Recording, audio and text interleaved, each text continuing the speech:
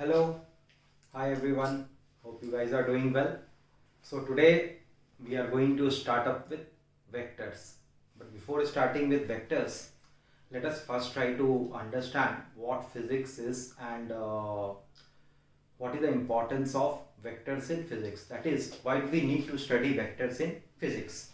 So let us start with physics as a subject itself.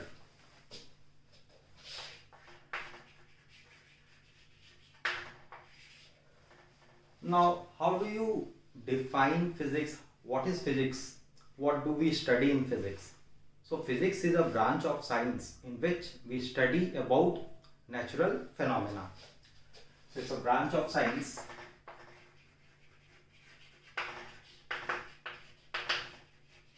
in which we study about different natural phenomena occurring around us. And actually the cause of that natural phenomena or the laws that govern those natural phenomena helps us in developing some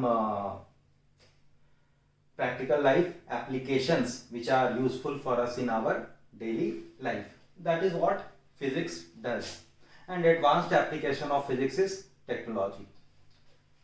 So physics is a branch of science in which we study about natural phenomena. And we try to understand why a particular type of phenomena is occurring, like twinkling of stars, formation of mirage in desert, or let us say sunrise and sunset. Why is the color of the sky red at that time? Or you can take different phenomena like formation of rainbow.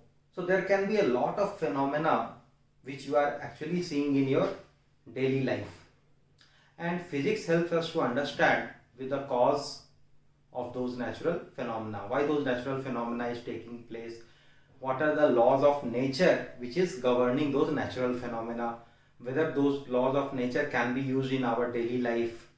So all these questions are answered by physics. Now if you see physics as a subject, as a discipline of science, it is based on two important things. The whole subject is based on two important things. First one is experimental observation,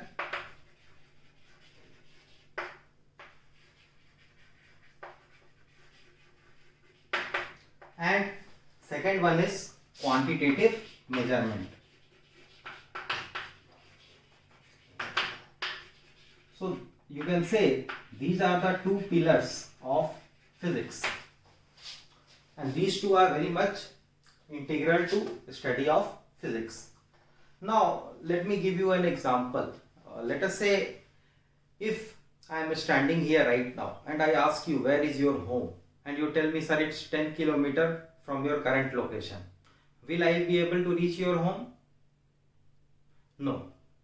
Again, let us take one more example in this. Let us say if I ask you how far is your home, and you tell me, sir, it's nearby, correct? And by nearby you might mean that it is 10 kilometers. Someone else will mean it is just the next house. Someone will mean that it is 1 kilometer from here. So there is no way in which you can estimate what is the meaning of near and what is the meaning of far, correct? Isn't it? Like you can say moon is nearer to earth as compared to sun. Now is it possible to go to moon by walking? No, it is not possible. So you cannot make a decision based on qualitative statement. If you are not specifying anything by quantity or in terms of numbers, that means your knowledge about that quantity is not certain. You are not sure about it. Like if you are telling what is the temperature of this room, I think it is high. High means, if I ask what is the height of a giraffe, I think it is too much. Too much means we don't know.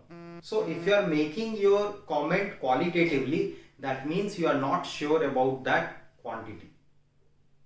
Therefore, it is important for us to specify any quantity in terms of numbers. It just shows that you are sure about that quantity, you are certain about that quantity.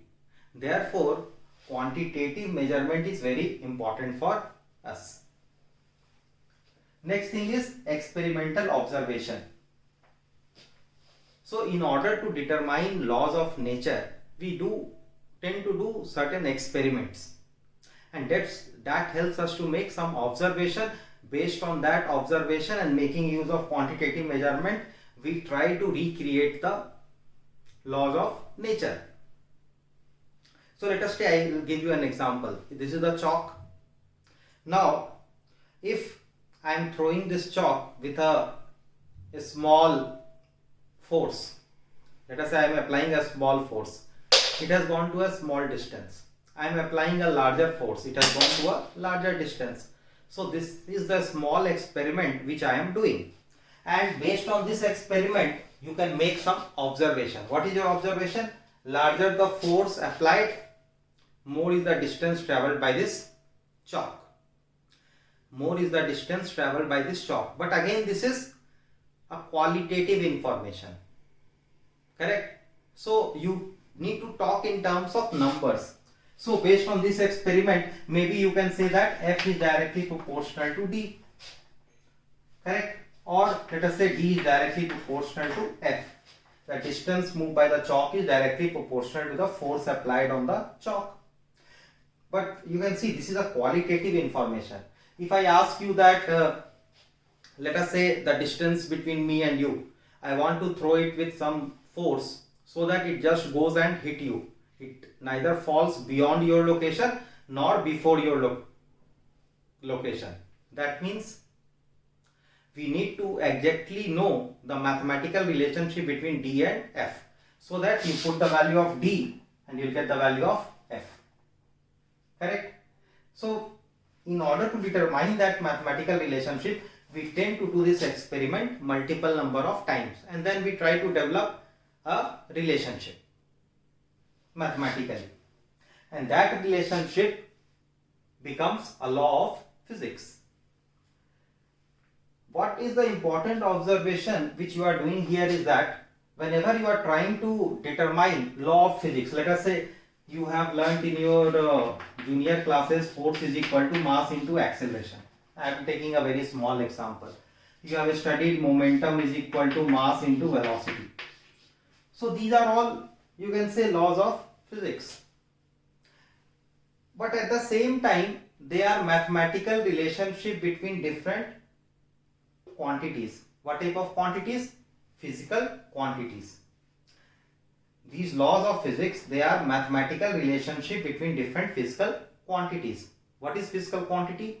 Physical quantity is a quantity which can be measured or expressed in terms of numbers. So I can write it. What is a physical quantity? So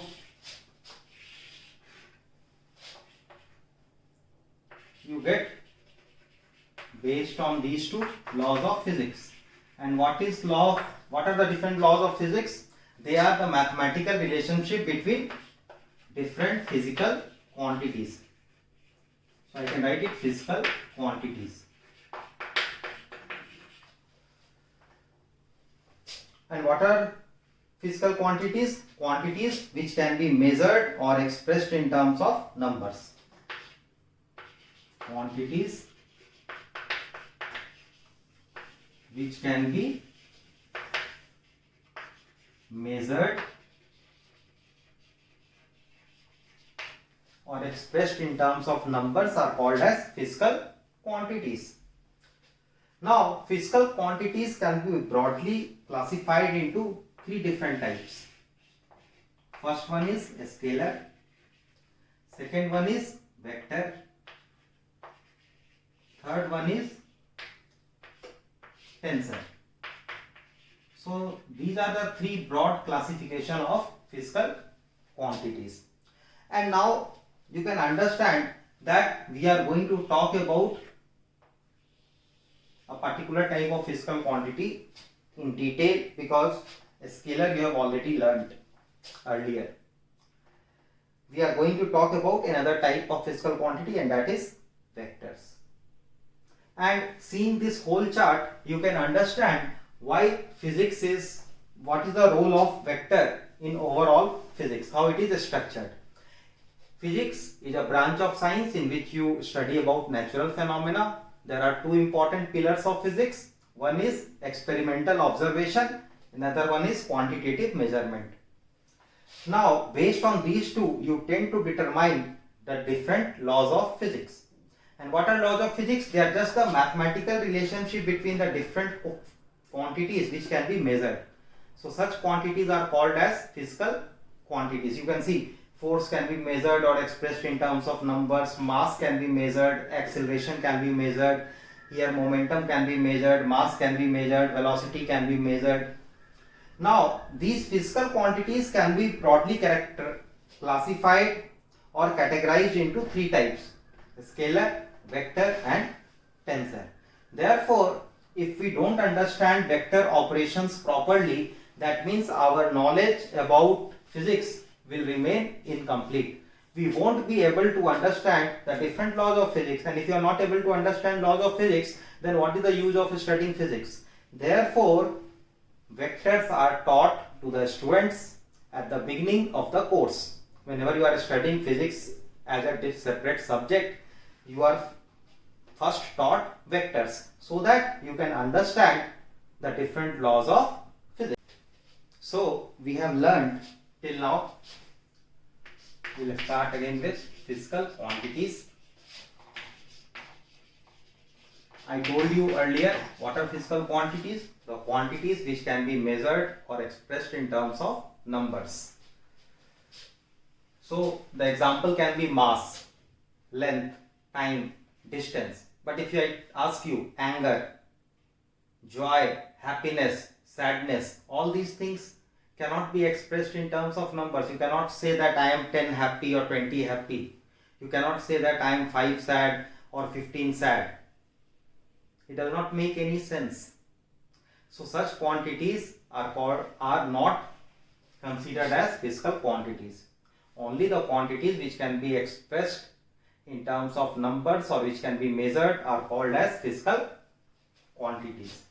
So I told you there are three broad categorization. First one is scalar, second one is vector, and third one is tensor.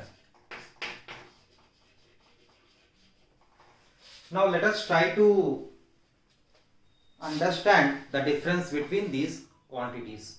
So let me give you an example. Suppose if you are going to a vegetable shop, will you say that give me 2 kg of potato in downward direction? No. If you will go to petrol pump, will you say that give me 1 liter of petrol in downward direction? No. If you are buying a rope, will you say that give me 2 meter of rope in southeast direction? No. If someone asks you what is your height, will you tell that it is 5 feet 10 inch in upward direction? No. So that means there are certain quantities with which it does not make any sense to attach direction. There are certain quantities with which it does not make any sense to attach direction. Such quantities are called as scalar. Only magnitude is sufficient. And if you attach direction, you yourself will feel awkward about it. I mean, if you don't know about what is a scalar, what is a vector, and you have to explain the difference between a scalar and vector quantity to a 6th standard old kid, you just ask him that will it make any sense if you attach direction with such quantities. Like if I, instead of asking for 2 liter of petrol, if I say 2 liter of petrol in southeast direction, will it make any sense, or people will start laughing at me? So if it does not make any sense, that means such quantities in general you can say that they are scalars. So scalar quantities, they are characterized by magnitude,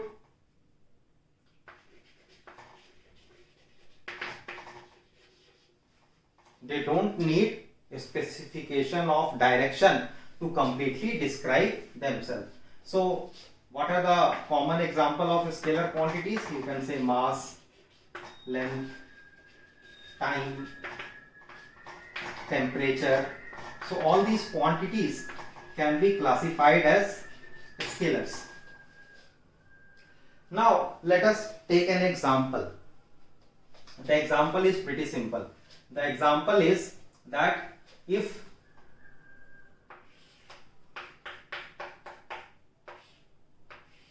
there is a box which is kept on some horizontal frictionless surface, and I tell you that there are two people who are applying equal magnitude of force, let us say 20 Newton, on this box, whether this box will move or not. Now some of you will tell that, sir, unless we know the direction in which those two forces are being applied, we cannot say with certainty in which whether this block is or box is going to move or not. Let us say if both the person, they are applying force in the same direction, 20 Newton, another guy is also applying 20 Newton, then there is a probability that this box is going to move if this is frictionless. But if same box and these two guys are standing on the other side, opposite side, he is applying force in this direction 20 Newton, this guy is applying force in this direction of 20 Newton, then what will you say? This box is not going to move. So you can see the impact of force has changed if the direction of the force has changed. So if we just tell that 22 force of 20 Newton, we cannot find out what will be the impact of that force. That means the description of force is not complete. But if you are specifying it with direction, then your description is complete, because you will be able to know the impact of force. So such quantities which not only need magnitude but also direction to describe them completely, they are termed as vector quantities. So vector quantities, they will have magnitude, they will have direction, and the most important part, they obey laws of vector algebra. So laws of vector algebra, they are different from the normal algebra which you have studied till your 10th standard. So they obey laws of vector algebra. And what will be the laws? There will be laws of addition, subtraction, multiplication, division, whatever it is. So the laws of dealing with vector quantities will be completely different from the way in which we have studied our normal algebra till 10th standard.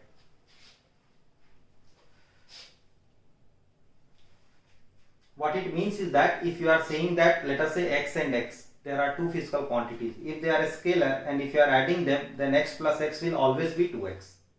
But if they are vector quantities, they may or may not be equal to 2x. Now third type of quantities, they are called as tensors. So tensor quantities are the quantities, common example, first we'll write it for vectors like force, displacement, then velocity, momentum. All these are common example of vector quantities. Tensor, these are the quantities which have magnitude, they have direction also, but they don't obey laws of vector algebra. A very common example of tensor quantity can be electric current.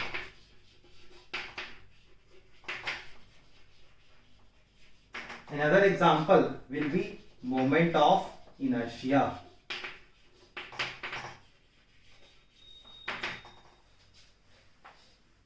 Another example will be moment of inertia. So what happens is that, let us say if you talk about electric current, so let us say I1 current is coming here, I2 current is coming here. Let us say the angle is theta, and from here I. So irrespective of this angle theta, the current I will always be equal to I1 plus I2. And you know that current always flows in a particular direction. So, and current is having some magnitude also. So current is having magnitude, it is having a direction, but it is not obeying laws of vector algebra. If it was obeying law of vector algebra, then this I would have been dependent on this theta. But what we observe is that I is independent of theta. That means it is not obeying law of vector algebra. I am just giving you a simple example.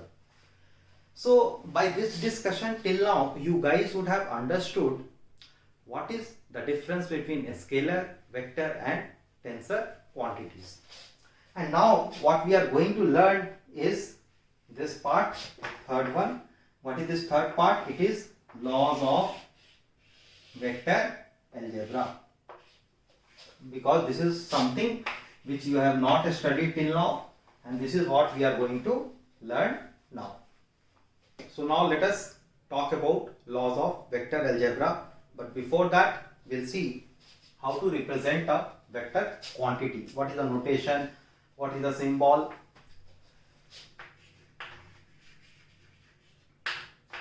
So symbolically, you represent a vector by an arrow. And you can see there are three parts of this arrow. This is called as head of the vector. This is tail. And the distance between head and tail, this is called as magnitude of the vector. And direction in which this arrow points, the direction in which this arrow points represents the direction in which that vector is there. So in general, let us say if I tell that force is a vector quantity, so I represent force as a vector by putting a small arrow on its head, irrespective of the direction in which the force is acting. Understood? If A is a vector quantity, then I'll write it as A and I'll put a small arrow over its head, even though A vector might be acting in this direction. Correct? Symbolically, you know, we can represent A vector by an arrow. This is the tail, this is the head. The distance between tail and head represents the magnitude of the vector. So if you are telling that a force of 10 Newton, let us say I take some standard directions. So let us say this is our east, this is our north, this is south, this is west. I tell that a force of 10 Newton is acting in east direction. So you can represent a force of 10 Newton, F1 vector. This is acting in east direction. And a force of 20 Newton is also acting in the east direction. So let us say that force is F2 vector. So we have to represent it like this. Why this arrow is bigger? Because the magnitude of F2 vector is more than the magnitude of F1 vector. But both are acting here along the same direction. Now a vector, as you have learnt earlier, it is made up of magnitude and direction. Correct? So if I am writing, let us say some vector, A vector. This A vector is having two things, magnitude and direction. Magnitude and direction. So how do you represent magnitude of a vector? You represent magnitude of a vector by putting the vector between two parallel lines. This means, this symbol means magnitude. How do you represent the direction? The direction, you represent it by taking the vector and putting a cap over it, like this. So this is the symbol of a vector, basically a unit vector. We'll talk about it later on. but this is something which is taking care of the direction of a vector, and this is something which is taking care of magnitude of a vector. So what is that unit vector or direction of a vector? It can be written as a vector divided by magnitude of a vector. A vector divided by magnitude of a vector.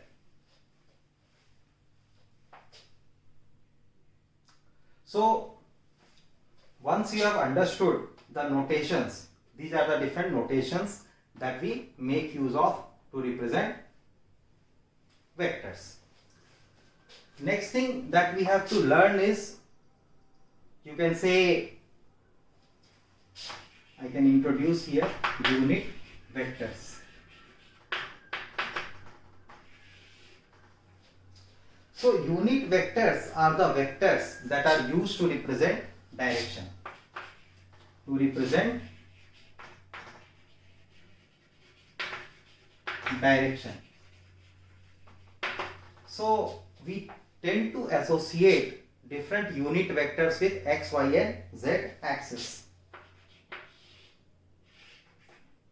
So these are the standard axis. This is, let us say, x axis, this is y axis, and this is your z axis. Correct? So you tend to associate with x axis I cap, with z axis k cap, and with y axis j cap.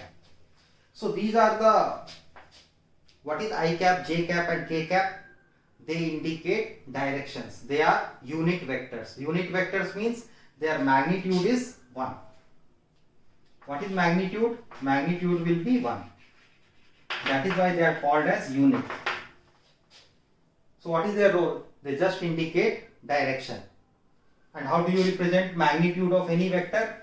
By putting it within two parallel lines. So you can say that magnitude of I cap is equal to magnitude of j cap is equal to magnitude of k cap, and this is equal to 1. This is equal to 1. Now let us say if you are telling that a force of 20 Newton is acting along positive x direction, then how you can write it in vector form? You can write it as a force of 20 Newton. So force is a vector quantity, magnitude is 20, and it is acting along positive x direction.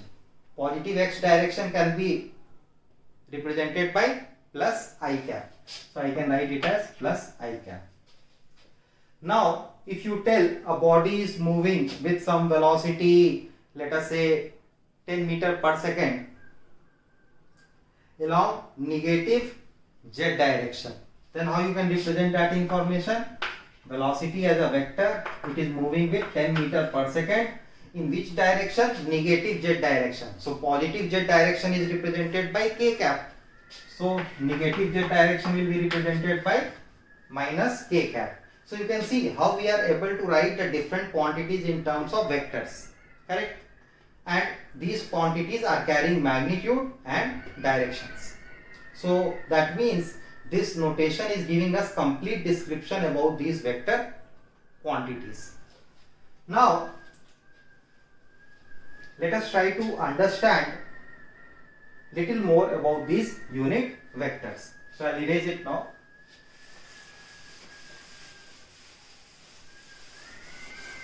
And here if you will see, this vector is also representative of a unit vector in direction of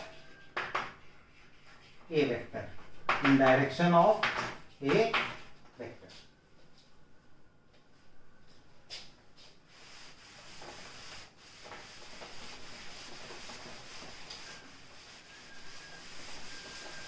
So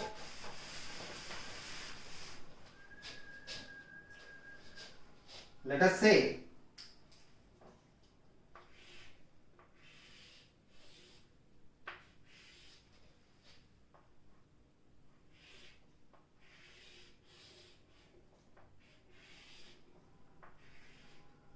I have made this cuboid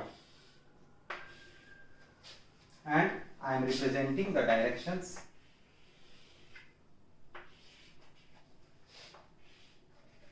This is your x-axis, this is your y-axis, and this is representing your z-axis. So what is the unit vector associated with all of them? I cap, this is k cap, and this is here j cap, correct? Now if you are representing the different coordinates like x, y, z, correct? So what will be the coordinates of the different points here? If you see it, this point, what will be the coordinate? What about this point? This will be x comma 0 comma 0. What about this point? It will be 0 comma y comma 0. What about this point? 0 comma 0 comma z. Then this is lying in xy plane. So this point will be 0 comma 0 comma x comma y comma 0. Then this is lying in xz plane. So 0 comma x comma 0 comma z. What about this point? This is lying in yz plane. So this will be 0 comma y comma z. Any other point which is left? Yes, this point is left here. This point then can be written as x comma y comma z. X comma y comma z. Correct? Then if you want to go from here to here, what is this point? So you can see this is actually the diagonal of this cube. You can consider the room in which you are sitting, and from one corner on the floor to diagonally opposite corner. So this is diagonal of this cube, correct? Now how can you represent this diagonal? That is, what I want to do is I want to find out the magnitude of this vector quantity. Let us say if I am representing the distance between one point and diagonally opposite point by a vector, then let us say this is some a vector. Then I want to find out what is the magnitude of this vector. So what will be the magnitude of this vector? It will be the distance between the tail and head of this vector. That means the length of the diagonal of this cuboid, correct? The length of the diagonal of this cuboid. So what is the length of the diagonal of this cuboid?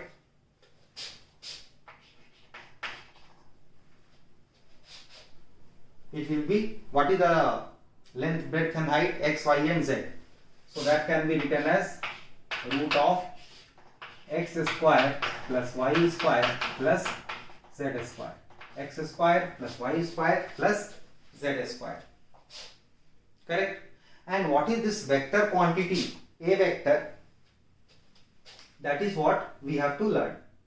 How can we write that A vector in terms of I cap, j cap and k cap? Yes? So how much is A vector along x direction? It is x.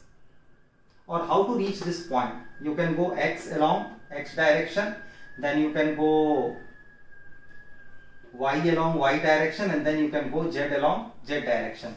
So I can write A vector as equal to x I have gone along I direction plus y I have gone through z direction, plus z I have gone through z axis or k cap direction. So this is my vector, and what is the magnitude of this vector? Root of x square plus y square plus z square. Now if let us say if you have been given A vector was some 2i cap plus j cap minus k cap, and I ask you to find the magnitude of this vector. What will be the magnitude? It will be root of x squared. So 2 square. What is coefficient of j cap? 1. 1 square plus minus 1 square. So this can be written as root of 4 plus 1 plus 1. So it is root of 6. Correct? If I ask you a unit vector in direction of a vector,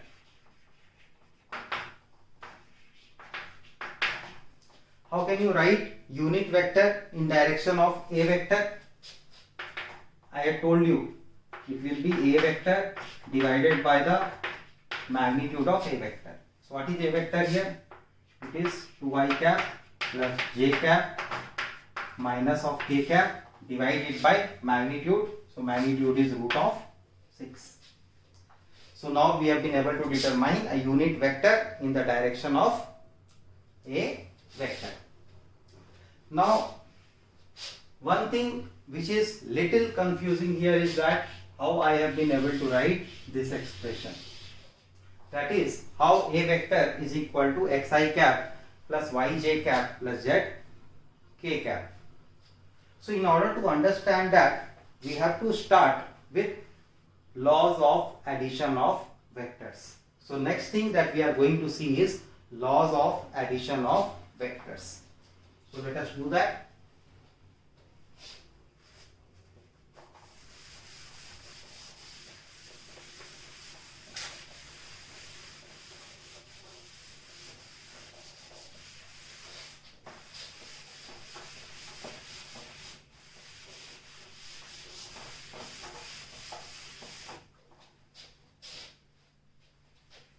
So first operation that we study in vector algebra is addition of vectors.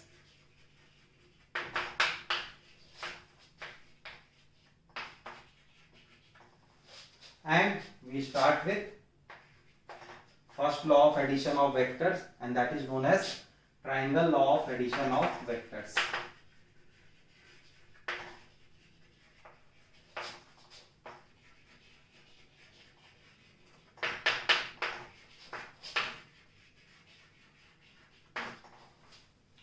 So now let us see what is triangle law of addition of vectors. It tells us that if we are able to represent two vectors by two sides of a triangle. So let us say if you are able to represent one vector like this a vector and another vector, you are able to represent it b vector.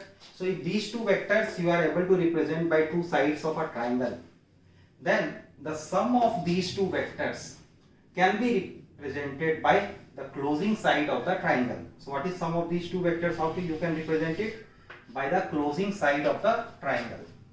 So it is r vector and this is sum of a vector and b vector.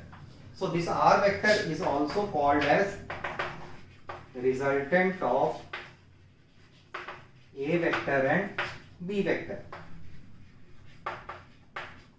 or sum of a vector and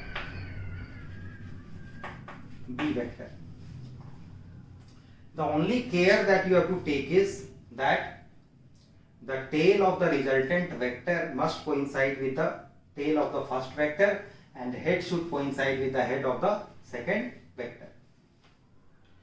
And how do we get this? We get this, you can tell it like this. Let us say if we are having three vectors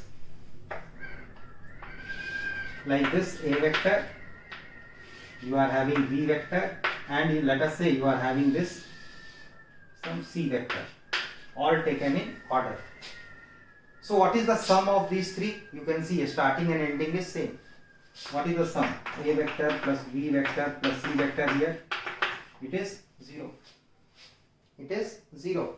So can I write a vector plus b vector is equal to minus of c vector? And what is minus of c vector here? It is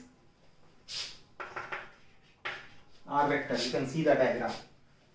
Both are equal in magnitude but opposite in direction. equal in magnitude but opposite in direction. And this 0, instead of writing it as 0, you can also write it as null vector. 0 vector is null vector. Null vector does not have any fixed direction. The direction is arbitrary and magnitude is 0. So this is triangle law of addition of vectors, that if you are able to represent two vectors by two sides of a triangle, then the resultant of those two vectors or sum of those two vectors can be represented by the closing side of the triangle. Now, once you have understood this triangle law of addition of vectors, let us move on to parallelogram law of addition of vectors. So that is another law.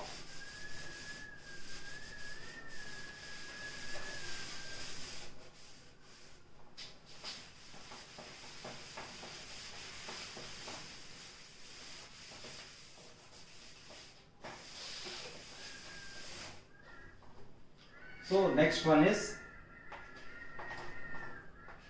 parallelogram law of addition of vectors.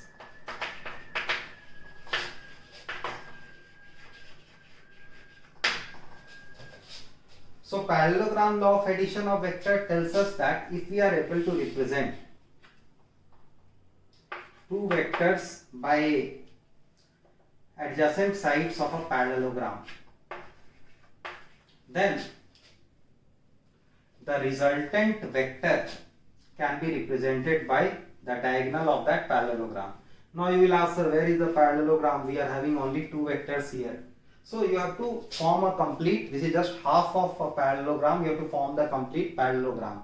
Now if you shift a vector parallel to itself, let us say if I am having a vector like this, if you shift a vector parallel to itself, vector does not change. Why it does not change?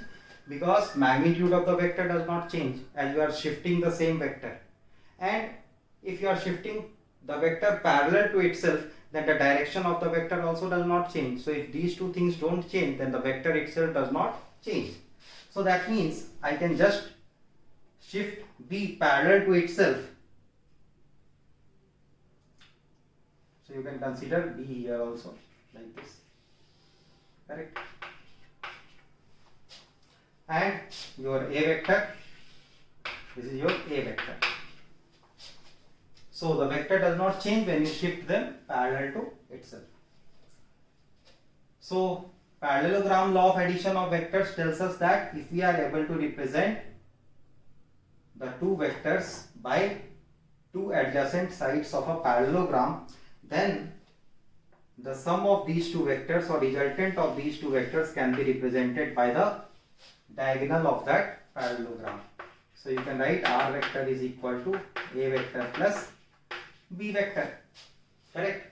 So now if you consider the lower triangle, what you can write by triangle law of addition of vectors? R vector is equal to A vector plus B vector. If you are considering the upper triangle, then what you can write? R vector is equal to B vector plus A vector. So that means A vector plus B vector can be written as equal to B vector plus A vector. What it means is that the order in which you are adding vectors does not change the overall result. That is, A vector plus B vector is going to give you the same result as B vector plus A vector, correct? Now our next task is to find the magnitude of resultant of these two vectors. So let us try to do that, to find the magnitude of resultant of these two vectors. Sometimes in the exam they may ask you to write triangle law of addition of vectors or parallelogram law of addition of vectors. So you can write the same statement which I have told you. Let us say parallelogram law of addition of vectors. So if two vectors are represented by two adjacent sides of a parallelogram, then the resultant of these two vectors or sum of these two vectors can be represented by the diagonal of that parallelogram. Now let us try to find out the magnitude of resultant of these two vectors.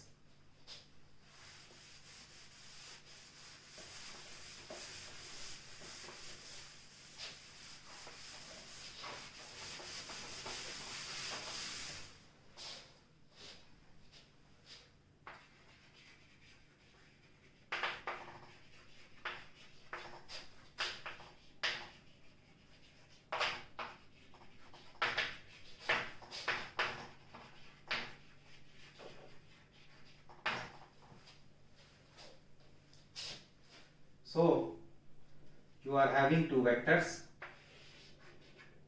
Let us say this is your A vector, this is your B vector. So again, complete the parallelogram. I have completed it. This will be again your B vector and this will be your A vector. And you can see this is your resultant R vector, which we can write it as sum of A vector and B vector. Now let us name this triangle. Let us say this is O, this is A, this is some B, this is R. Now what we do is, what is magnitude of A vector? It is OA. So we'll write it. What is magnitude of A vector? It is length OA. What is magnitude of B vector? It is OB. Or you can say it as AR. Similarly, what is magnitude of R vector? It is OR. Correct? Now what we do is, we drop a perpendicular here.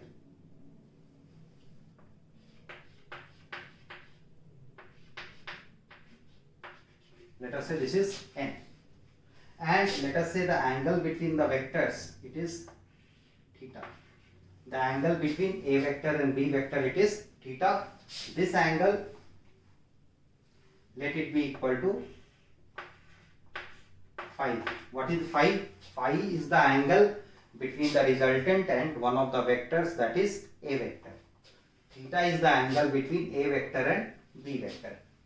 So now, if you take triangle, what is that triangle? ANR. So if this is theta, then this angle will also become theta. So what you can write? Cos theta is equal to, cos theta will become AN by AR. And AR is equal to mod of B vector. So what is AN? AN will become mod of B vector into cos of theta. Similarly, in this right angle triangle, what will be the value of, let us write it, sin theta? Sin theta we can write it as Rn by AR. So what is Rn? It is again mod of B into sin of theta, because AR is mod of B. Now you take the bigger triangle. So in triangle ONR, use Pythagoras theorem. So what you can write? OR square is equal to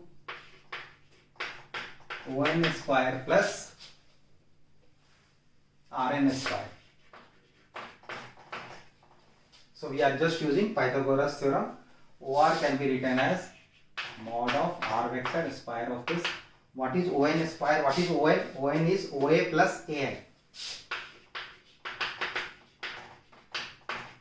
plus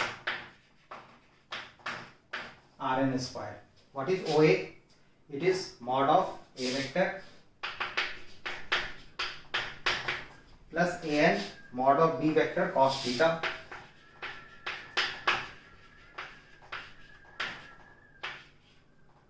plus Rn square mod of B vector sin theta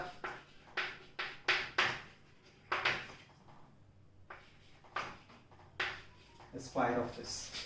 So this is of the form A plus B whole square. So you can write it as A square plus B square plus 2AB. So we write it mod of A square plus mod of B square cos square theta plus twice mod of A mod of B cos theta plus mod of B square sin square theta. So now this can further be written as mod of A square plus mod of b square. We take it as common, so cos square theta plus sin square theta. This cos square theta and this sin square theta. And then you are having plus twice mod of a mod of b into cos of theta. What is cos square theta plus sin square theta? It is equal to 1. So we can write this as mod of a square plus mod of b square plus twice mod of a mod of b into cos theta. Then what is the value of r vector? Mod of r vector, it will be equal to under root of mod of a square plus mod of b square plus twice mod of a mod of b into cos theta. So you can see this is the standard formula to calculate the magnitude of resultant of two vectors. That is mod of r vector is equal to root of a square plus b square plus 2ab cos theta. Now we will learn how to find out what is the angle made by the resultant vector with one of the vectors. So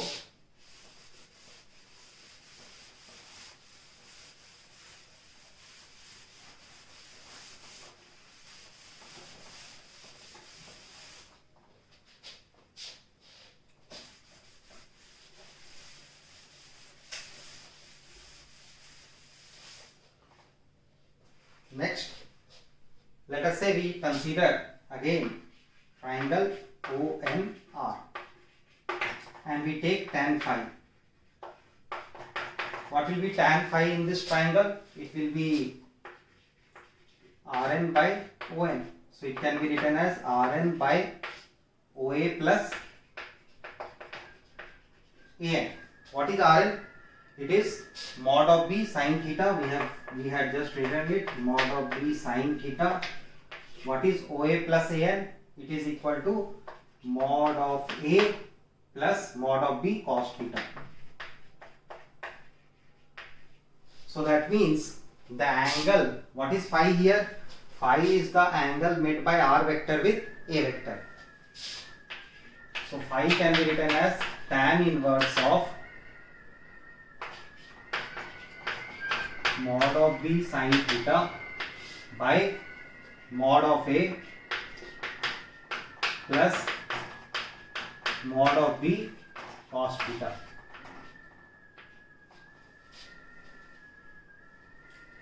Then what is the angle made by resultant?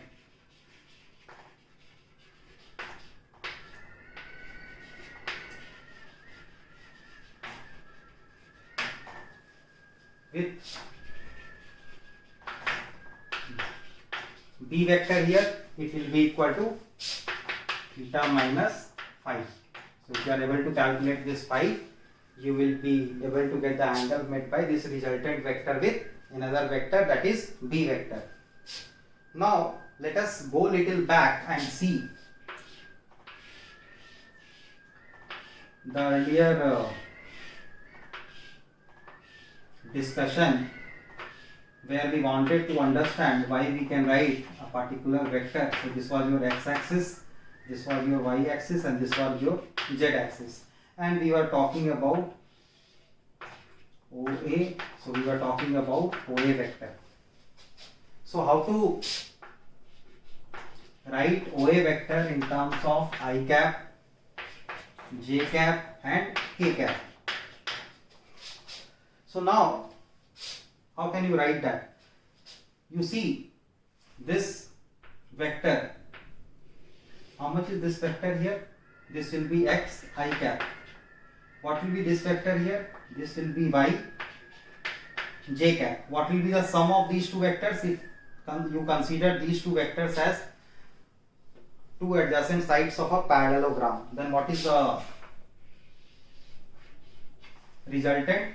That means this vector can be written as sum of xi cap plus y j cap. correct? This is the sum of these two vectors adjacent sides of a parallelogram. Now you consider this vector here. How much is this vector? This vector is your z k cap. So again we can make use of triangle law of addition of vectors. So OA vector will be resultant. So what will be OA vector? It will be sum of this vector plus this vector. So this can be written as x I cap plus y j cap plus z k cap. So that's how in the earlier example we had written our OA vector as equal to x I cap plus y j cap plus z k cap. Now we are going to see another law of addition of vectors, which we call it as polygon law of addition of vectors.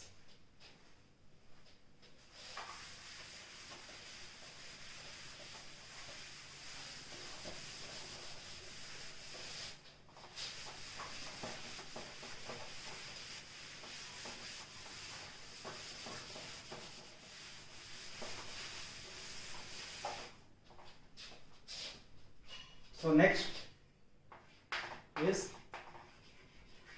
polygon law of addition of vectors.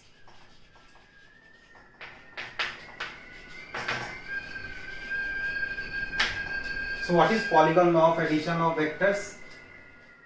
If you are able to represent, let us say if you want to add more than two vectors, then what should you do? You have to make use of polygon law of addition of vectors. So if you are able to represent those vectors by successive sides of a polygon, let us say this one is a1 vector, this one is a2 vector, this one is a3 vector, this one is some a4 vector, and you want to add all of them, then what is the resultant of sum of these vectors? They can be represented by the closing side of the polygon. So here R vector will give us the sum of all these vectors, a1 vector plus a2 vector plus a3 vector plus a4 vector. Remember, polygon law of addition of vector is not a new law, it is just an extension of triangle law of addition of vectors. Extension of triangle law of addition of vectors.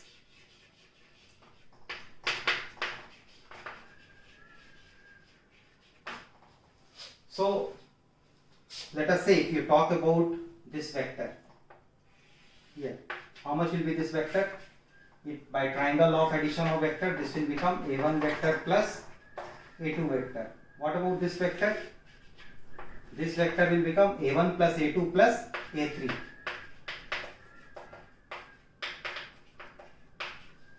Then this R vector will automatically become a1 plus a2 plus a3 plus a4 vector.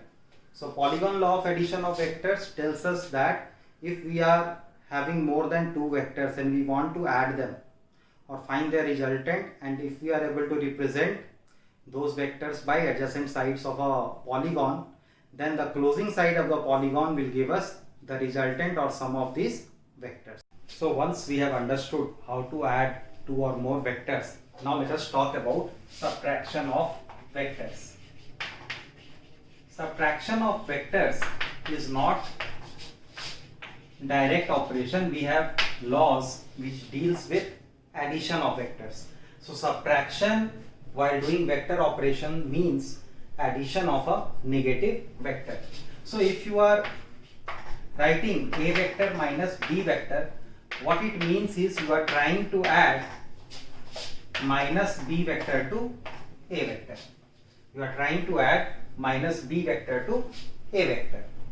So just some time back we had seen that if we are having two vectors, let us say a vector and b vector,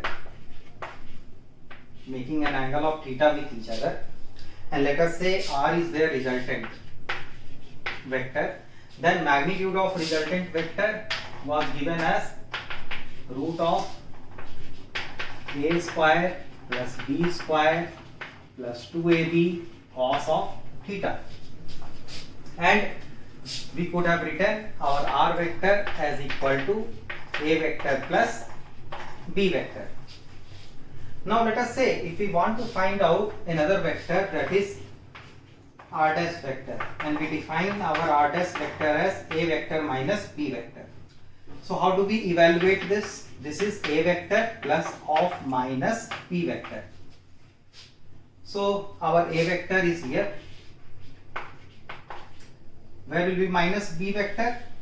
This will become minus b vector. Correct? Equal in magnitude to b vector but opposite in direction. So this angle is theta. So you can see here, this angle will become, because this is your minus of b vector. So how much is this angle? 180 minus theta, or pi minus theta. So this angle has become pi minus theta, and the resultant of these two vectors or sum of these two vectors is given by r dash vector. So what will be the magnitude of r dash vector? Let us do it. So it will be mod of a square plus mod of minus b vector square plus twice mod of a mod of minus b cos of pi minus theta. So this we can also write it as root of a square plus b square. Mod always gives positive values. What is cos of pi minus theta? It is minus cos theta. So it will become minus 2ab cos theta. So that is how you evaluate or you perform subtraction of two vectors quantity. So it is basically addition of a negative vector. Now let us move on to the next operation, which is multiplication of vectors.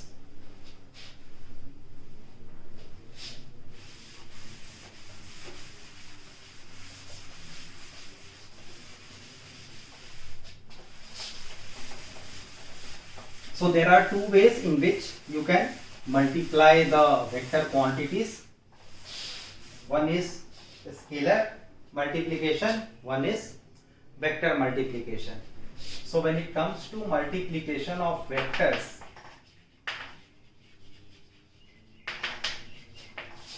there are two ways of doing it. One is by finding the dot product, or one way is called as dot product, and or scalar multiplication.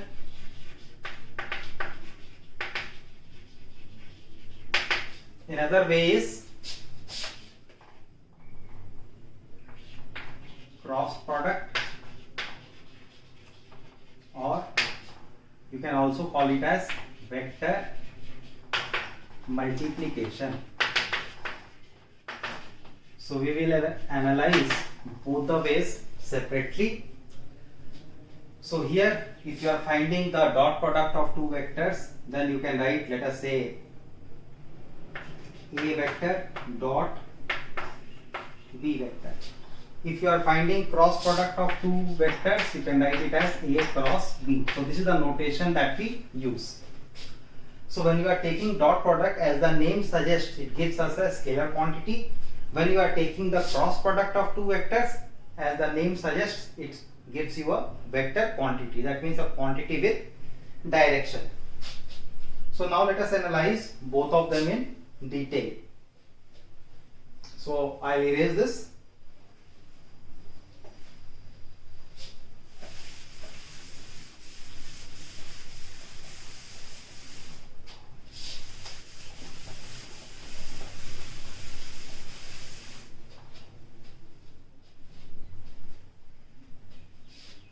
So we are talking about the dot product.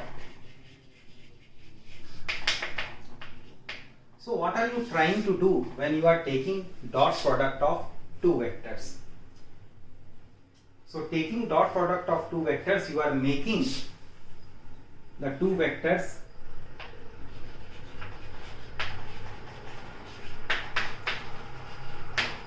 to align in the same direction.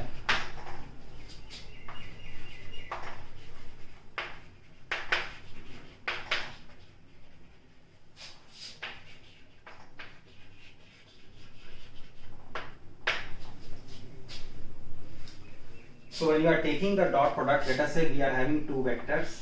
One is A vector and another vector is your B vector. Correct? So when you are taking the dot product of two vectors, what you are doing? You are making both the vectors to align in the same direction. So if we are doing something like A dot B, what it means is that we are trying to align both of them, that is B and A, in the same direction. So either it can be this or it can be this. B. So you can write here B ka component.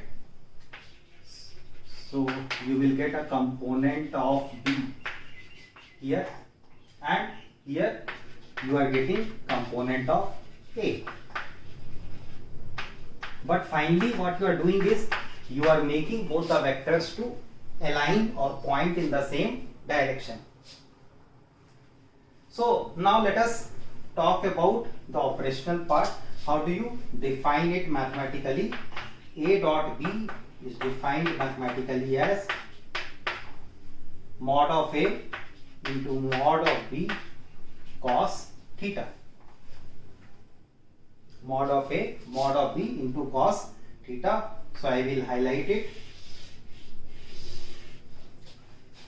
In general, let us say if we represent, let A vector be represented by a general form x1 I cap plus y1 j cap plus z1 k cap, and B vector you are representing it by x2 I cap plus y2 j cap plus z2 k cap.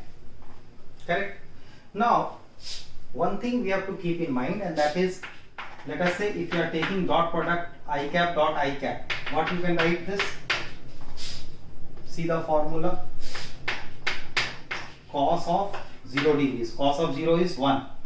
What is magnitude of these two vectors? They are unit vectors, so it is equal to 1. So in similar way we can write this as j dot j, and that is will be equal to k dot k, and this can be written as equal to 1. If you are taking the dot product with dissimilar, that is perpendicular vectors here, so this will be 0. Similarly you can write j dot k as equal to 0 or I dot k as equal to 0. And it does not matter the way you are taking the dot product. So if you are doing mod of A, mod of B cos theta, so let me explain you this part.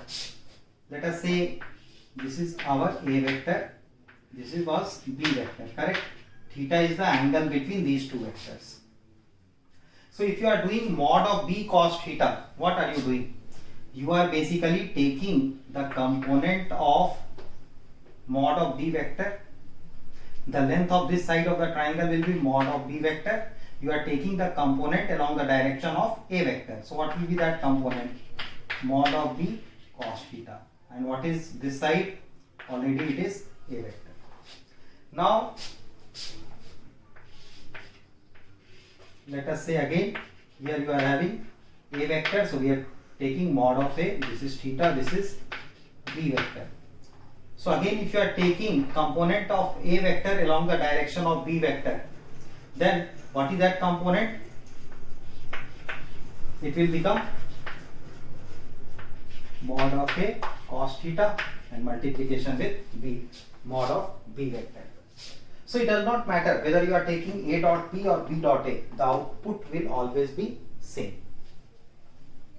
So I was telling you, if we are having two vectors, A vector is here, B vector is here. Now we want to take the dot product between these two vectors. Then how can I take dot product between these two vectors? Let us do that. So I will be raising this part.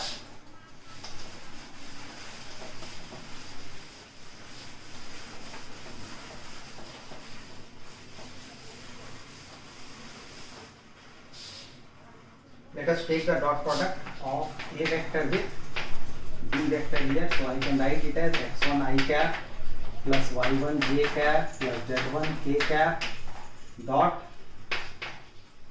x2 I cap plus y2 j cap plus z2 k cap. Now let us do the normal multiplication. So x1 into x2. What is I cap dot I cap? 1. Now x1 into y2. I cap dot j cap is 0. I cap dot k cap is 0. So for the first term I'll get only one term, and that is x1 x2. Now y1 into x2 j dot I, again it will become 0 because the angle is 90 degree. Cos of 90 is 0. Now next y1 y2. So in similar way, if you keep on doing the multiplication, you will find the last term as this. Correct? Now you can always write A dot B vector as equal to mod of A mod of B into cos of theta, where theta is the angle between A vector and B vector. So we can write cos theta is equal to mod of A vector dot A vector dot B vector divided by mod of A vector mod of B vector. Then what is the value of theta? It becomes cos inverse of A dot B divided by mod of A mod of B. So one practical use of dot product where you will get the question is to find angle between two vectors. Where do we use it? One of the uses to find angle between two vectors, we make use of dot product. Remember this, to find angle between two vectors we make use of dot product. So now in this example, what is mod of A vector? It will be equal to root of x1 square plus y1 square plus z1 square. What is mod of B vector?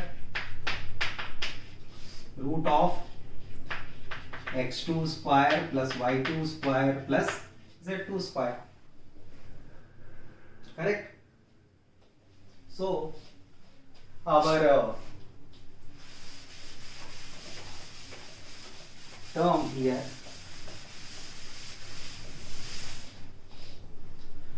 what is theta then?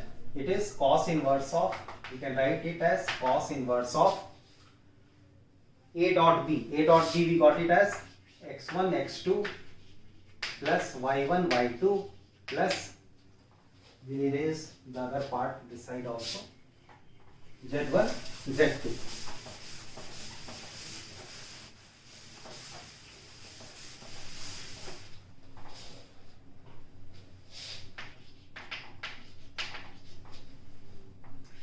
Divided by mod of A vector mod of B vector. So root of x1 square plus y1 square plus z1 square into root of x2 square plus y2 square plus z2 square. So that is how you can find the angle between the two vectors by making use of dot product. And you can see the dot product of two vectors is giving us a scalar quantity. Another important use of dot product is to find projection of one vector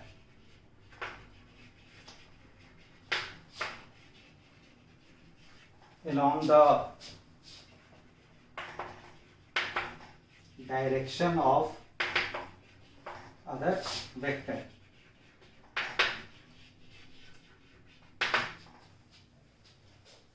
So let us say if we are having two vectors, one is A vector, another is your B vector, and we want to find out, let us say first we take to find component of B vector along A vector, or to find projection of B vector along A vector. How do we do that? So what we do is we take the magnitude. What is the magnitude? Then we take the component. So it will be mod of B cos theta. Correct? What is the direction? It will be A cap. This is a unit vector which we can make use of to represent the direction of A vector. So this A cap. So this is giving us component or projection of B vector along A vector. And this can be written as mod of B cos theta. What is this A cap? It is A vector divided by magnitude of A vector. So this you can also write it as cos theta A vector multiply again with mod of A vector, both numerator and denominator. So denominator will become a square. Now what is mod of A, mod of B cos theta? It is A dot B. So you will get A dot B A vector by mod of A vector square. So this is projection of B vector along A vector. Now next, to find projection of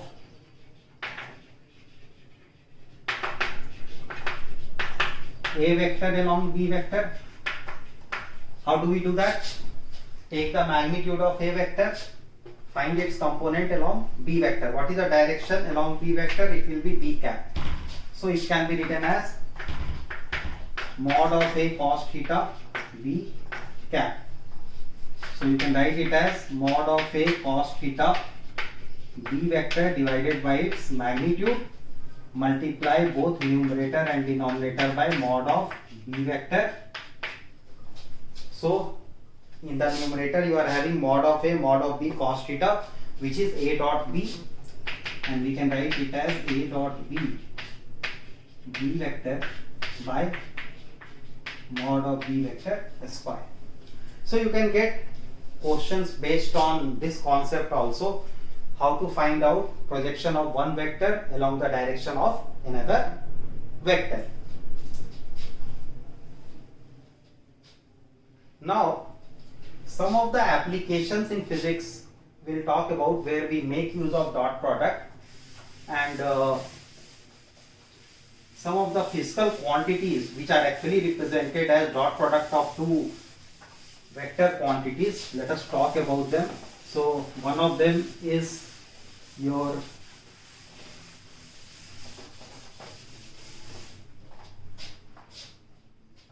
work done by a force. So work is defined as dot product of force and displacement vector. So this can also be written as force dot displacement vector is change in position vector. So R2 vector minus R1 vector. Similarly, power is defined as dot product of force and velocity vector.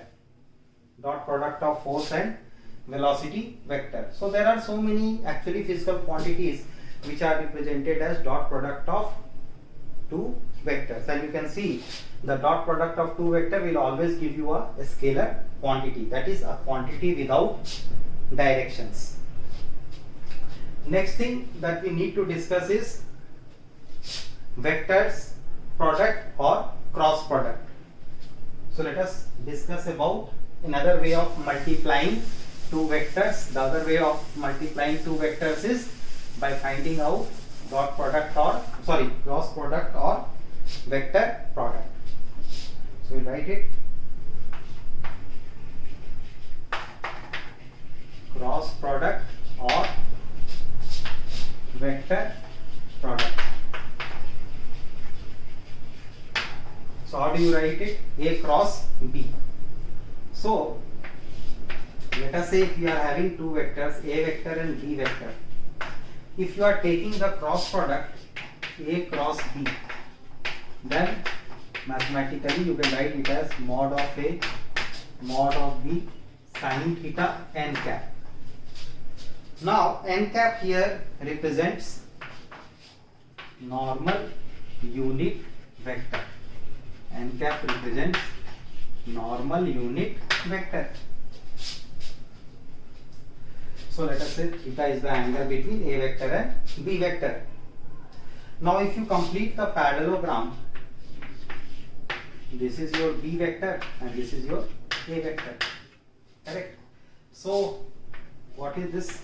What is the length of height of this parallelogram? This length will become, you can see, mod of B. This is cos theta, so this will be sin theta. So what is area of this parallelogram? It will be base into height, so we can write it as mod of A, that is the base, and into mod of B sin theta.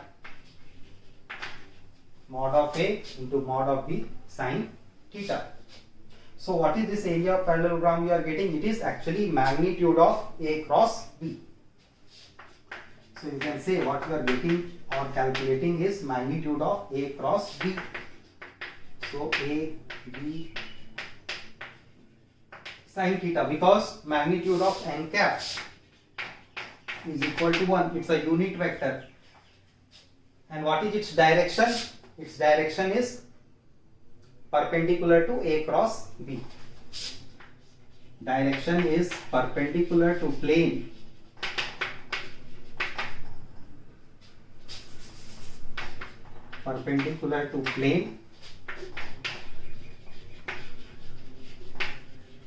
containing A vector and B vector.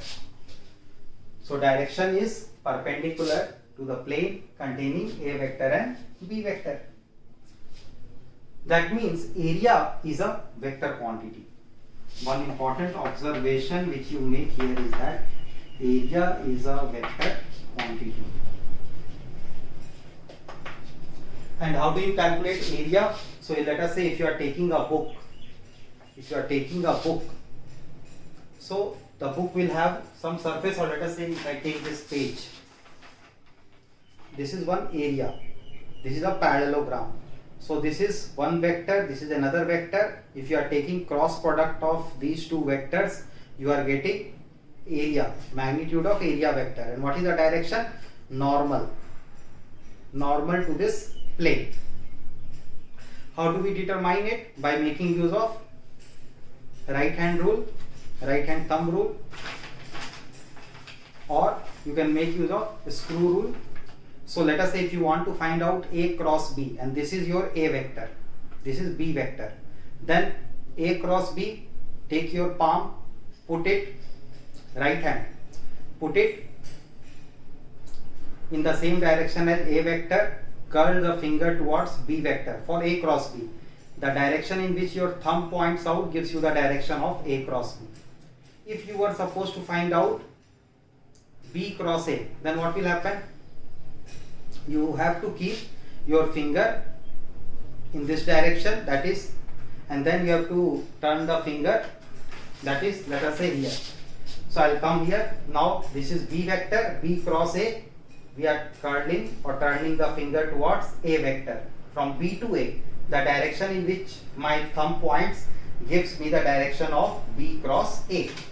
So what does it show? It shows that A cross B is not equal to B cross A. And what does cross product represent? It represents the area of a parallelogram which is formed by the two vectors as adjacent sides of that parallelogram. So that is the geometrical meaning of cross product or vector product. And the direction I told you, perpendicular to the plane containing A vector and B vector. And just now we observed a very important observation, and that was that A cross B is not equal to B cross A. Why? Because their magnitude will be same. If you are writing like this, A cross B, then magnitude wise both of them will be same, but the direction will be different. If this is n cap, then the direction of this will be minus n cap. Minus n cap. And you have understood how to determine the direction of cross product. Now let us see if a vector or two vectors are given in form of I cap, j cap and k cap, then how to determine their cross product.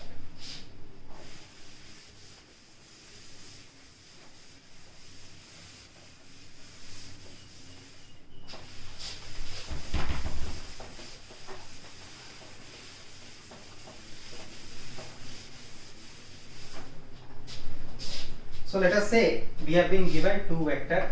A vector is given as x1 I cap plus y1 j cap plus z1 k cap.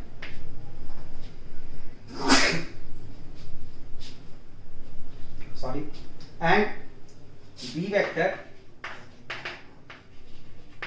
x2 I cap plus y2 j cap plus z2 k cap. So if you have to find the cross product of these two vectors A cross B, how will you find it out? We make use of determinant rule. So see that I cap, j cap, k cap, write everything. First you are having A vector, so write terms related to A vector. Then B vector, so write B vector terms. Now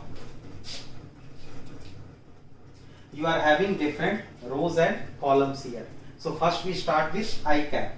So when you are starting with I cap, you eliminate the terms which contains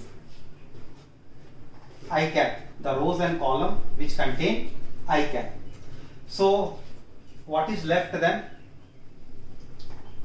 Y1, these four are left because you are eliminating the rows and column containing I cap. So first we write I cap, then you have to do cross multiplication and take the difference. So y1 z2 minus y2 z1. Next, alternatively you have to change the sign. So you started with plus I cap, now next will be minus j cap. So now you have to eliminate rows and column containing j cap. So what is left? So now you will do the cross multiplication here. So you will get it as x1 z2 minus x2 z1. Then plus minus, again what will come alternatively, plus. So plus k cap. So k cap was here. Now you have to eliminate the rows and column which contain k cap. So here was, I'll write it y1, here was y2. So now we will eliminate this part and this part. So what is left? x1 y1, x2 y2. So again you have to do the cross multiplication. So it will be x1 y2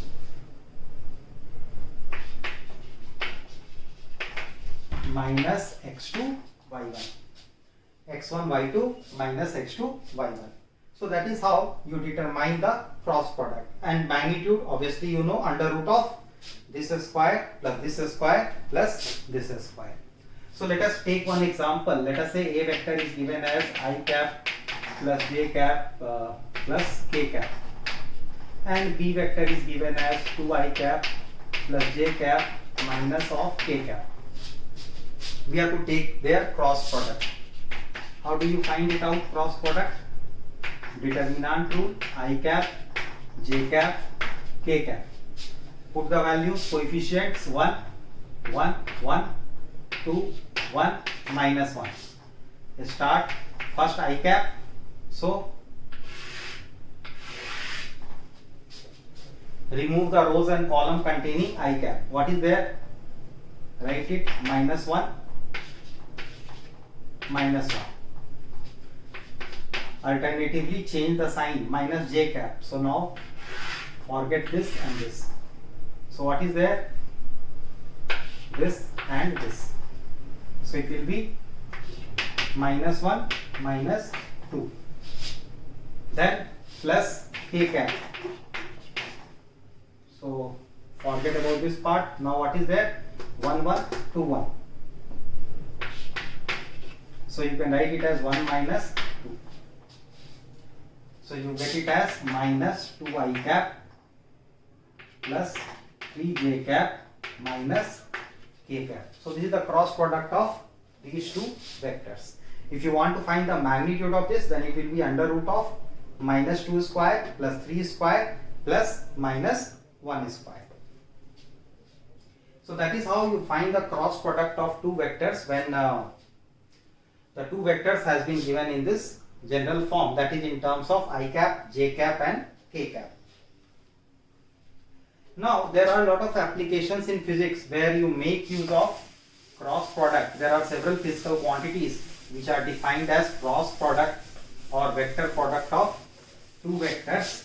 So let us talk about a few of them. Talk about the physical quantities which are expressed as cross product or vector product of two or more vectors. So one such quantity is torque, and you define it as R cross F. Similarly, angular momentum is another quantity.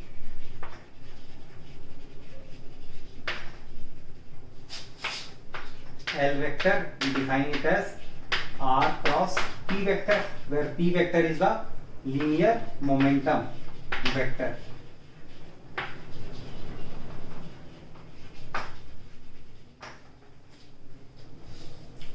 So these are some of the common terms. I'm just giving you a couple of examples. There are a lot more which can be expressed as cross product of two vectors. So you can see, if you are taking the cross product, you are getting a vector quantity as the result. And what is the direction of this vector quantity? Perpendicular to the plane containing R and F vector. And we determine it by making use of right hand thumb rule. So till now we have studied about addition of vectors, subtraction of vectors, and we have learnt about multiplication of vector by two methods, that is dot product and vector product. Now we have to talk about the other parts of the vectors, or you can say types of vectors. So you will see in your book, you will find that collinear vectors, coplanar vectors, equal vectors. What are equal vectors? The vectors which are equal in magnitude as well as direction. Parallel vectors will have direction. So let us say, if you are telling that, I'll tell you, if you are telling that two vectors are parallel to each other, so let us say one vector is here, then another vector will be something like this, B vector. So you can always say that B vector is lambda times of A vector. Lambda times of A vector, or a scalar multiple of A vector. They may be different in magnitude, but direction will be same. Similarly, equal vectors, you will have both A vector and B vector. Magnitude as well as their direction will be same. So mod of A will be equal to mod of B, and A cap will be equal to B cap. So magnitude as well as direction will be same.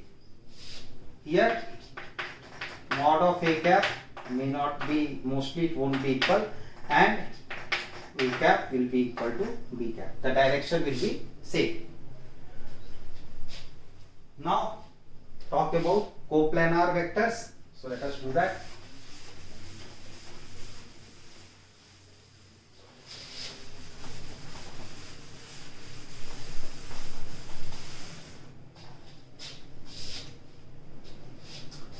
Coplanar vectors means the vectors which are lying in the same plane.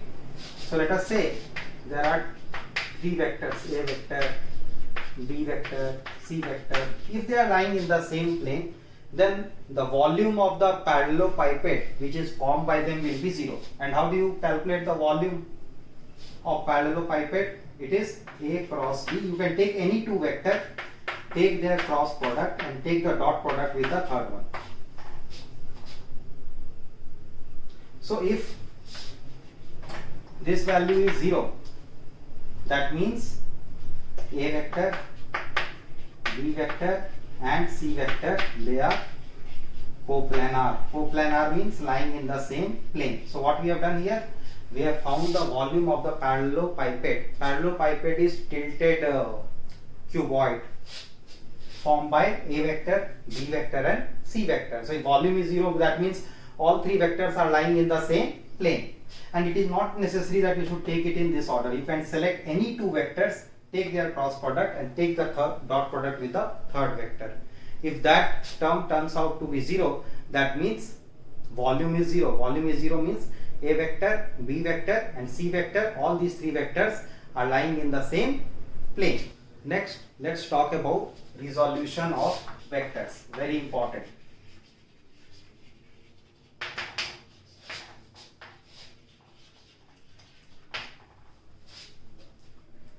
So what happens, let us say if you are having vector, let us say I assign this is my x-axis, this is my y-axis. So anything along this direction is I cap, anything along this direction is j cap. Now you are telling that there is some force F vector, correct, of let us say 20 Newton, which is acting such that it makes an angle of 30 degree with x-axis. Then what is the component of this force along x direction and along y direction? So when you talk about the component, what you mean is that you are trying to break down this vector into two or more vectors. So now I can break it down something like this. One vector will be here, another vector is here.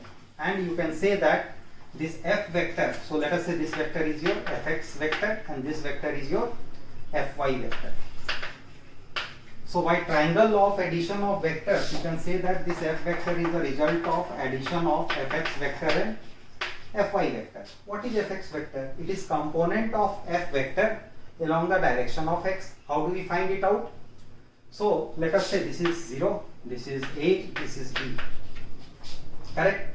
So what is OB? So we take this triangle, in triangle OAB. What is OB? OB is magnitude of F vector and that is given as 20. So in that triangle, can I write cos of 30 degrees as equal to OA by OB? So what is OA? OA becomes equal to OB into cos of 30 degrees. So it will be OB is 20. So 20 into cos of 30, root 3 by 2. So it is 10 root 3 Newton. If this was 20 Newton ka force, correct? So we have got the value of OA. Now OA is giving me the magnitude of this vector Fx. What is the direction? I cap. So I can write my Fx vector as equal to 10 root 3 I cap.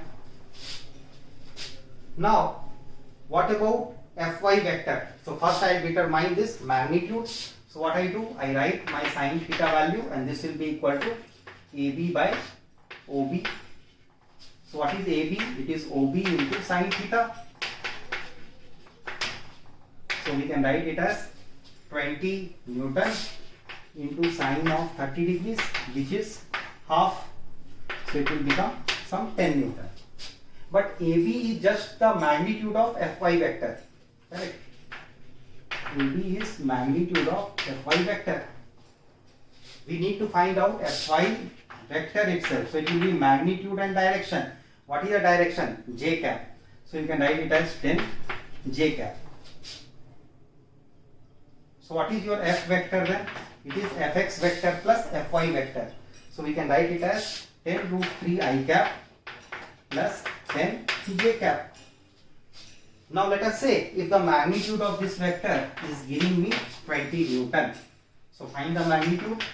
It will be root of 10 root 3 square plus 10 square. So how much will you get? 100 3 ja 300 plus 100 400. Root of 400 is 20. So again you are getting the value as 20. So that's how we resolve the vector into rectangular components, and it makes our job easier. Let me show you.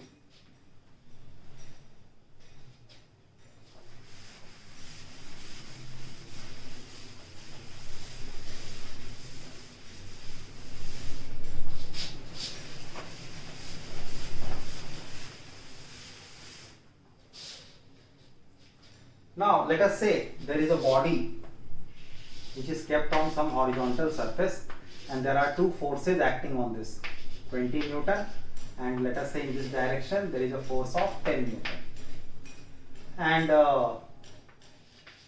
this is making an angle of, let us say, 30 degree with horizontal, and this is making an angle of 60 degree with the vertical. I mean, we are just taking some example. We want to find out what is the net force which is acting on this block. And we can take, if you want, we can take one more force. We can take it like this. 20 root 2 Newton acting at an angle of 45 degrees. We want to find out what is the net force acting on this particle or this mass.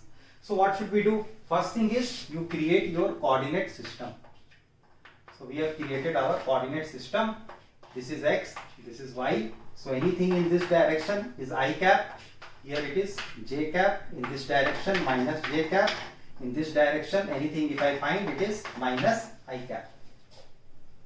Correct? Now you have to break down. So this 20 Newton. Remember, if any vector is making some angle with one of the coordinate system, then on that coordinate axis, what is the component? It is always cos, and on the perpendicular it is sine. So what will be this value? It will be 20 cos of 30 degrees. So perpendicular 20 sine of 30. What about this? So this is, let us say, your F1 vector. This is your F1 vector. This is, let us say, your F2 vector, and this is, let us say, your F3 vector. So can we write our F1 vector as equal to 20 cos 30 degrees along I cap plus 20 sine 30 degrees along j cap. And you can understand why we have written it in this form, because this vector is equal to fx plus fy. So this can be written as, what is cos 30? Root 3 by 2. So you can write it as 20 into root 3 by 2 I cap plus 20 into half j cap. So this becomes 10 root 3 I cap plus 10 j cap. So this is my F1 vector. Now what is F2 vector? Now you can see 10 Newton. With y axis it is making 60 degree. So on that axis what will be the component? It will become 10 cos 60. So on perpendicular 10 sine 60. So again I can write my F2 vector as equal to 10 sine 60 degrees along minus I cap plus 10 cos 60 degrees along j cap. What is sine 60? Root 3 by 2. So we can write 10 into root 3 by 2, which is 5 root 3. This is along minus I cap plus 10 into cos 60. Cos 60 is half, so it is 5 of j cap. So our F2 vector is also done. Now F3 vector. What will be this component? 45 degrees. So it will be cos of 45. So obviously the other component will become 20 root 2 sine of 45 degrees. The other component, perpendicular component. So what is my F3 vector? F3 vector is sum of this plus this. So we can write it as 20 root 2 cos of 45 degrees along minus j cap plus 20 root 2 sine of 45 degrees along minus I cap. So what is cos of 45? 1 by root 2. That will get cancelled. So it is 20 along minus j cap minus 20 I cap. Same thing. So what is the net force which is acting? It will be the sum of all these three forces, F1 vector plus F2 vector plus F3 vector. So when you are adding all these three forces, I cap term will be together. So it will become 10 root 3 minus 5 root 3 minus 20. This is along I cap plus j cap term 10 plus 5 minus 20. This is along j cap. So you can write it as 5 root 3 minus 20 along I cap plus minus 5 j cap. Correct? So what will be the resultant of these two forces? We will take the magnitude.